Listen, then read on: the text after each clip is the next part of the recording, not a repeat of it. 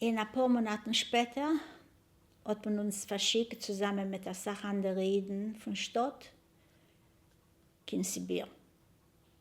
Und also ist dann in mir geblieben leben. Das gewesen schlecht für uns, aber an es, weil in Sibir hat man uns gehalten dort in 6 Jahren, in einer kleinen Dörfel. Wir haben nicht gehabt, Recht auszufahren von einem Dörfel ins zweiten. Und wie hat das der Erfolg geheißen? Das Städtele geheißen Żurawlówka, sehr verworfen, schrecklicher Klimat, 40 Grad Kälte, sehr heiß Sommer, aber die russische Päuer im Städtel, wo sie gewesen dort, im Städtel, nicht ein Dorf eigentlich, haben bei uns geholfen, als Sache.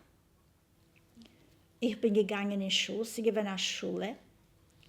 Kalt ist dort gewesen, wir sitzen mit den Bandeln, mit den Futtern, Hitlern, mit den Entschkes und probieren schreiben. Kein Papier nicht gewesen, hat man geschrieben zwischen den Schulen, auf alte Zeitungen, zwischen den Schulen.